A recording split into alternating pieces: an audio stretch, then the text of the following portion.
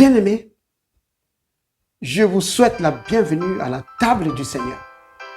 Aujourd'hui, à la table du Seigneur, nous allons parler d'un sujet capital, un sujet très très important.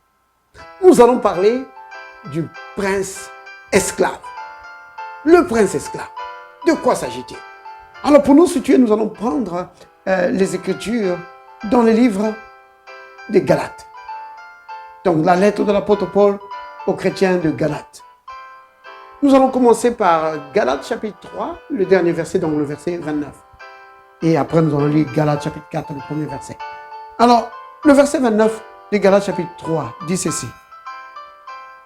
Si vous êtes à Christ, vous êtes donc la postérité d'Abraham, héritier selon la promesse. Retenez bien ça. Que si vous êtes à Christ, si vous avez reçu le Christ comme votre sauveur personnel, alors vous êtes la postérité d'Abraham. Et si vous êtes la postérité d'Abraham, ça veut dire que vous êtes héritier, selon la promesse de Dieu. Maintenant, l'apôtre Paul continue. Au chapitre 4, verset 1er, il dit, or, aussi longtemps que l'héritier est enfant, je dis qu'il ne diffère pas d'un esclave, quoiqu'il soit le maître de tout. Vous entendez ça? Le maître de tout. Oui, c'est en effet à cela que Dieu nous a appelés. Dieu nous a appelés à être les maîtres de tout. Oui. Les héritiers de Dieu sont maîtres de tout. Maîtres de tout. Pourquoi? Parce que Dieu lui-même est maître de tout. Il règne sur tout. Mais non son autorité. Il nous donne son autorité. Vous comprenez? Quel est notre héritage? Si vous héritez d'un homme riche ici sur la terre, vous espérez avoir des maisons, des voitures, de l'argent en banque. Mais quand vous héritez de Dieu, là, l'or et l'argent, vous allez en avoir. Mais c'est rien comparé aux choses éternelles que Dieu vous donne. L'autorité sur les puissances des ténèbres qu'il te donne. Dieu te donne sa vie, la vie éternelle. Oh, c'est des richesses que l'argent ne peut pas acheter. Vous comprenez? Et ces richesses-là, quand tu les reçois, ça fait de toi le maître de tout. Pour régner sur toutes les situations de la vie. Pour régner sur les esprits impurs. Pour régner sur les maladies. Pour régner sur les démons. Pour régner sur les situations de la vie. Oui, il le dit. Dans Romains 5, verset 17, il dit que ceux qui ont reçu l'abondance de la grâce et du don de la justice doivent régner dans cette vie par le nom de Jésus. Ah oui, vous comprenez? Mais seulement, si tu es encore enfant, tu vas vivre une vie d'esclave. C'est ce qu'il dit. Que aussi longtemps que l'héritier est encore enfant, il ne diffère en rien d'un esclave. Vous comprenez? Donc, quand tu viens au Seigneur, quand tu acceptes Jésus comme ton sauveur, si tu restes là, tu ne grandis pas, tu vas être esclave. Oui, c'est quoi un esclave? Un esclave, c'est quelqu'un qui est sous la domination d'un maître, qui règne sur lui. Les esprits impurs vont régner sur le chrétien qui n'a pas grandi. Les situations de la vie vont régner sur le chrétien qui n'a pas grandi. La maladie, la peur. À propos de la peur, l'apôtre Paul dit, dans Romains chapitre 8, au verset 15, il dit que vous n'avez pas reçu un esprit de servitude, un esprit d'esclavage, pour vivre encore dans la peur. Vous voyez? La peur, c'est un esprit d'esclavage. Vous voyez? Mais si tu ne grandis pas spirituellement, tu ne pourras pas dominer sur cet esprit ou sur tout autre esprit. Tu ne sauras pas comment le faire. Les démons qui amènent souvent la maladie dans les corps des gens, tu ne pourras pas dominer sur eux parce que tu es encore un enfant. Donc c'est pourquoi elle dit que l'héritier, s'il ne grandit pas, s'il est encore enfant, il ne diffère pas d'un esclave. Pourquoi? Parce qu'il ne sait pas qui il est. Vous voyez? Donc, en abordant ce sujet que j'ai intitulé « Le prince esclave », c'est en réalité pour aborder la question de l'importance de la croissance spirituelle. La croissance spirituelle est d'une importance capitale. Et en ce qui concerne la croissance spirituelle, il y a deux responsabilités. La responsabilité du chrétien d'abord lui-même et la responsabilité des enseignants de la parole. Mais je vais d'abord prendre le premier cas, c'est-à-dire notre responsabilité. Donc, en tant que croyant, que tu sois prédicateur, que tu sois pasteur, prophète ou qui que tu sois, quand tu deviens chrétien, tu dois grandir. Le ministère ne garantit pas la croissance. Non. Même dans le ministère, il y a aussi une croissance. Chacun a la responsabilité de grandir. Donc, notre croissance, la responsabilité de notre croissance spirituelle nous incombe. Vous comprenez? Le prince esclave. Oh, bien-aimé, quelle triste condition. J'aurais pu l'appeler l'héritier esclave. Mais puisque le chrétien est un prince de Dieu, c'est pourquoi je l'ai appelé le prince esclave. Oh, quelle triste condition. Le prince esclave. Il est le maître de tout. Il est héritier de tout. Cependant, sa vie n'est pas différente de celle d'un esclave. Pourquoi? Parce que c'est un enfant. C'est-à-dire qu'il ne sait pas qui il est. Il ne sait pas ce qu'il possède et il ne sait pas ce qu'il peut faire. Il ne connaît pas son autorité parce que c'est un enfant. Il n'a pas grandi. Le prince esclave. Oh là là. Remarquez, c'est un héritier. C'est-à-dire qu'il a un héritage. Cependant, il ne sait pas qu'il a un héritage parce que c'est un enfant. Il ne sait pas qu'il a un héritage. Et même si quelqu'un venait de lui parler de son héritage, il ne saura pas comment posséder son héritage. Il ne saura pas comment tirer profit de son héritage. Parce que c'est un enfant. Oh, bien-aimé, nous devons quitter la condition de l'enfance spirituelle. Nous devons grandir. Oui. La responsabilité nous incombe. C'est à nous de prendre notre vie spirituelle en main. Nous devons grandir. Bien-aimé. Et Dieu nous a donné tout ce qu'il nous faut pour grandir. Oh, bien-aimé. Le prince esclave. Quelle triste condition. Il est le maître de tout. Cependant, il n'est pas différent d'un esclave. C'est vraiment triste.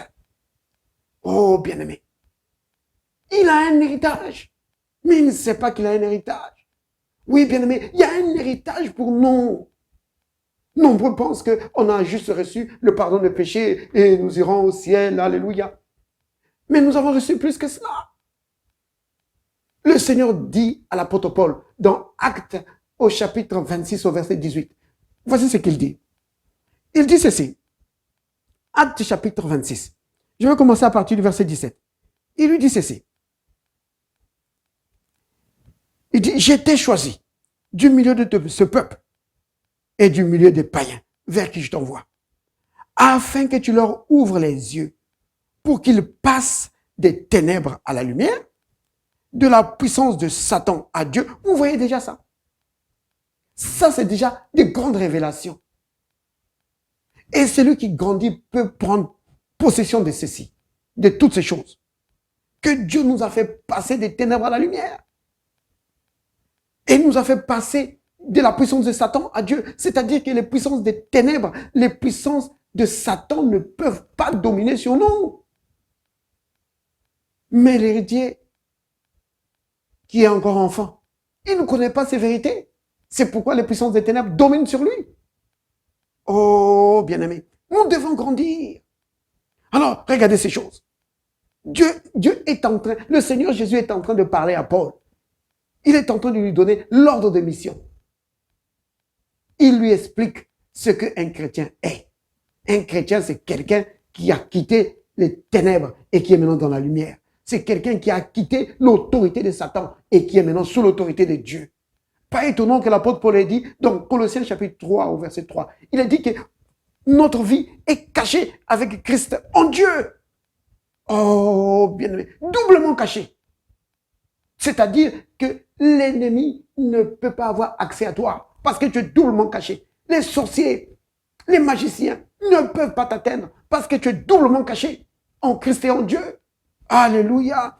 Oh, béni soit le nom du Seigneur. Regardez, maintenant il dit ceci.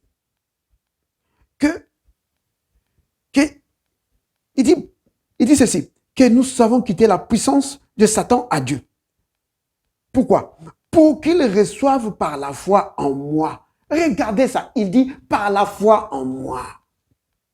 Pas par la foi dans un homme, peu importe combien il est bon, peu importe comment Dieu l'utilise, ça n'a pas d'importance. Il peut être un grand serviteur de Dieu. Oui, mais Jésus dit que si tu veux avoir ces choses, c'est par la foi en lui. Il dit, afin qu'il reçoive par la foi en moi le pardon des péchés et l'héritage avec les sanctifiés. Vous voyez? Donc, nous recevons le pardon des péchés et un héritage qui est réservé à tous les enfants de Dieu. Certains disent, non, non, non, c'est quand tu es dans mon église. Si tu es dans mon église, alors tu reçois l'héritage. Non. Il dit, c'est pour tous les enfants de Dieu, cet héritage-là. Peu importe là où tu es. Si tu es un enfant de Dieu, cet héritage est pour toi. Alléluia. Béni soit le nom du Seigneur. Nous avons un héritage. Oui. Donc, quand nous lisons l'ordre de mission que le Seigneur est en train de donner ici à Paul, nous pouvons comprendre nous pouvons comprendre maintenant le fond de la révélation paulinienne. Nous pouvons comprendre pourquoi l'enseignement sur l'héritage du chrétien est vraiment l'un des piliers de la révélation paulinienne. Parce que l'apôtre Paul aborde cet enseignement quand il parle aux chrétiens qui étaient à Rome. Dans Romains au chapitre 8, au verset 17. Il le dit. On va prendre Romains chapitre 8, verset 17. L'apôtre Paul, il dit ceci. Au verset 17 de Romains 8. Il dit ceci, que, or, si nous sommes enfants, nous sommes aussi héritiers. Vous voyez? Donc, quand tu dis que tu es un enfant de Dieu, tu es en train de dire que tu es héritier. Il y a un héritage pour toi. Si tu ne le savais pas, maintenant je te le dis. Il y a un héritage pour toi, mon frère. Il y a un héritage pour toi, ma soeur. Maintenant, tu peux te demander, mais c'est comment mon héritage? Comment? Il est grand comment? Maintenant, l'apôtre Paul donne la précision. Il dit que cet héritage-là que tu as, tu n'es pas seul en fait à le posséder. Il dit que tu es co-héritier. Donc, héritier ensemble avec Christ. Vous voyez? Donc, ce que Christ possède est aussi à moi. Oh là là, quel héritage glorieux! Quel héritage glorieux! C'est ce que d'ailleurs l'apôtre Paul va dire quand il s'adresse aux Éphésiens. Vous comprenez pourquoi c'est vraiment un des piliers de la révélation paulinienne? Parce que l'apôtre Paul va aborder encore cela quand il parle. Donc, quand il a parlé aux Galates et quand il parle aux chrétiens d'Éphèse aussi, il aborde la même vérité. Et dans Éphésiens au chapitre 1er, vous allez voir, l'apôtre Paul aborde la même vérité. Éphésiens chapitre 1er, bon, on peut commencer au verset 15 et aller jusqu'à la fin. Mais je vais prendre juste le verset 17 et le verset 18. Il dit ceci. Au verset 17, au verset 18, là où il va parler de l'esprit de sagesse et de révélation, qui est le Saint-Esprit. Il dit, Il dit que, bon, je vais pas prendre le verset 17, il dit, afin que le Dieu de notre Seigneur Jésus-Christ, le Père de gloire, vous donne un esprit de sagesse et de révélation dans sa connaissance. Pourquoi? Pour qu'il illumine les yeux de votre cœur, pour que vous sachiez quelle est l'espérance qui s'attache à son appel et quelle est la richesse de la gloire de son héritage qu'il réserve aux saints. Vous avez entendu la formulation? Ça, c'est pour essayer de mettre dans des mots humains une réalité spirituelle très, très riche. Il dit qu'il illumine les yeux de notre cœur pour que nous puissions réaliser la richesse de la gloire de l'héritage qu'il nous a donné. Oh là là, c'est glorieux, c'est glorieux. Mais maintenant, si tu es encore enfant, tu ne pourras pas en profiter. Tu pourras en entendre parler, mais tu ne pourras pas en profiter. C'est pourquoi nous devons grandir. Quand nous grandissons, alors nous entrons dans notre héritage. Nous pourrons profiter de notre héritage. La croissance spirituelle, c'est capital, bien-aimé. C'est capital. Oh, béni soit le nom du Seigneur. Alléluia. Il y a 5 points que je peux aborder. Je peux monter sur 5 points. L'importance de la croissance spirituelle. Le premier point, c'est que si tu ne grandis pas spirituellement, ta communion avec le Père Céleste sera vraiment très, très limitée et presque même inexistante. Or, l'apôtre Paul dit dans 1 Corinthiens chapitre 1 au verset 9 que Dieu nous a appelés à la communion. Vous voyez? Nous avons été appelés pas seulement à être membres d'une église ou d'un mouvement, pour dire que nous sommes le mouvement des rachetés, nous sommes le mouvement des enlevés ou de quoi que ce soit, ou des chrétiens révélés ou je ne sais de quoi. Dieu t'a appelé à la communion avec son Fils Jésus-Christ. Mais si tu ne grandis pas, ta communion sera quasiment inexistante. Ça, c'est le premier point. Le deuxième point, c'est que si tu ne grandis pas spirituellement, tu ne sauras pas, tu ne connaîtras jamais ton identité spirituelle. Tu ne sauras pas qui tu es en Christ et qui Christ est en toi. Tu ne sauras pas. Puisque tu ne sais pas qui tu es, alors, ça c'est le troisième point, tu ne sauras pas ce que tu as. Parce que ce que nous avons dépend de la révélation de ce que nous avons. Dépend de la révélation que nous avons de notre identité. Vous comprenez?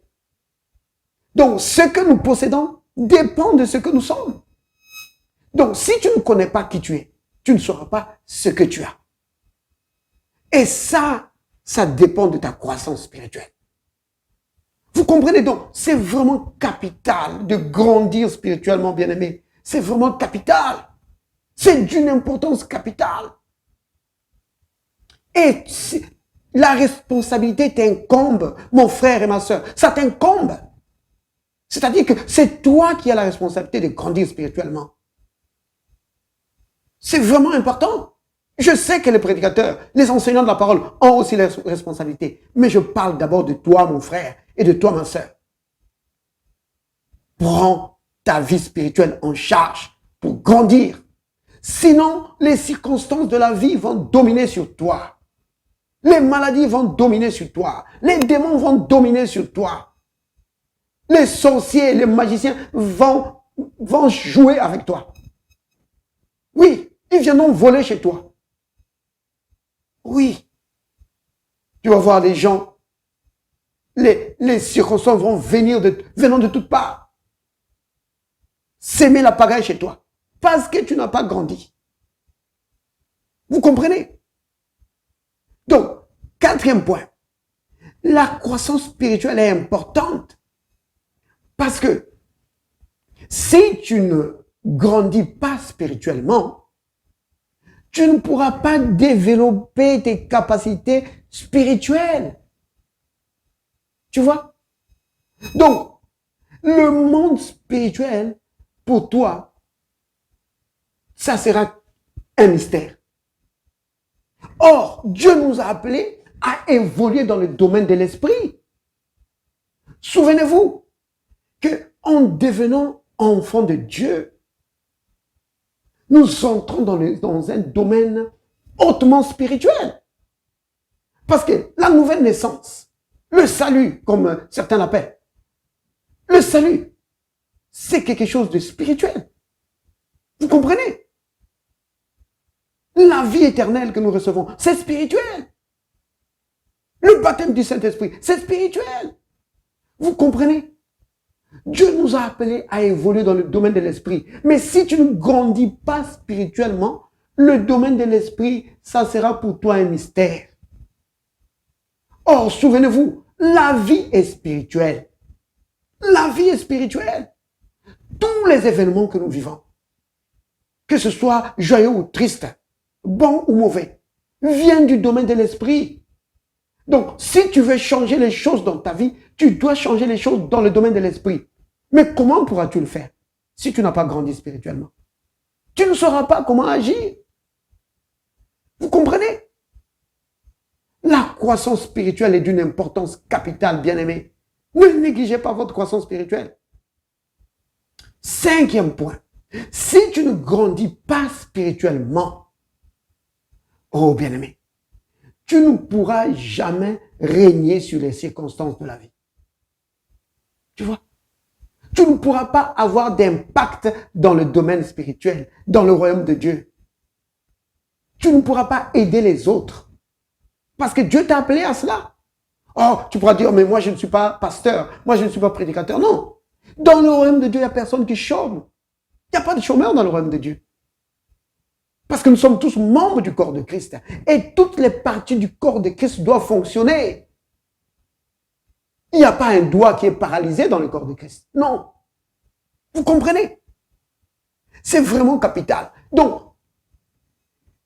là, voici un point que je dois dire, que je vais soulever, qui est vraiment important.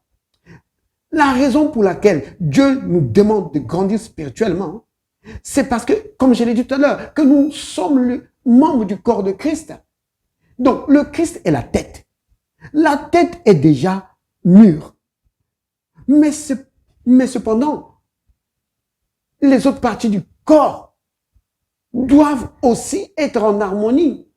C'est-à-dire que les autres parties du corps de Christ doivent aussi se développer pour qu'il y ait de l'harmonie dans le corps. On ne peut pas avoir la tête d'un adulte et le corps d'un bébé. C'est pourquoi le Seigneur veut que son corps puisse grandir. Vous comprenez? Si vraiment vous voulez grandir, oh bien-aimé, sachez que Dieu a mis tout à votre disposition pour que vous puissiez grandir. Comme il dit dans sa parole, que sa divine puissance nous a donné tout ce qui contribue à la vie et à la piété. Vous comprenez? Il nous a donné tout ce qui contribue à la vie et à la piété. Alors, bien-aimés, qu'est-ce que vous devez faire? Prenez Éphésiens chapitre 1er, à partir du verset 15, jusqu'au verset 18. Vous pouvez même lire jusqu'à la fin, mais prenez jusqu'au verset 18. Dans cette écriture, l'apôtre Paul parle de la façon dont il priait pour les chrétiens d'Éphèse. Il dit qu'il demandait à Dieu que Dieu puisse leur donner un esprit de sagesse et de révélation dans sa connaissance. Alors vous pouvez demander ça pour vous-même. Dites que Père, que ton esprit de sagesse et de révélation m'éclaire. Que ton esprit de sagesse et de révélation me donne une compréhension profonde de ta parole. Quand vous allez grandir dans la compréhension de la parole, quand vous allez vous nourrir de la parole,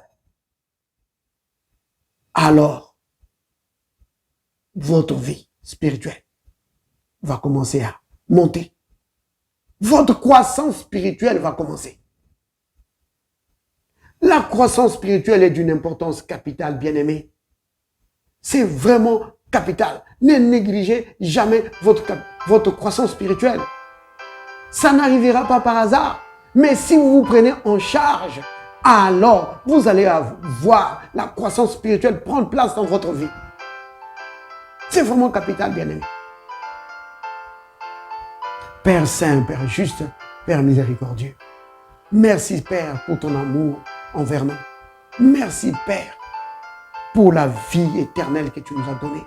Merci pour le Saint-Esprit, l'esprit de sagesse et de révélation qui nous donne une compréhension profonde de ta parole. Oui, Seigneur, pour nous faire grandir en toi, Seigneur, et être des maîtres devant les circonstances de la vie, pour régner dans cette vie, dans le nom de Jésus le Christ. Amen. Alléluia.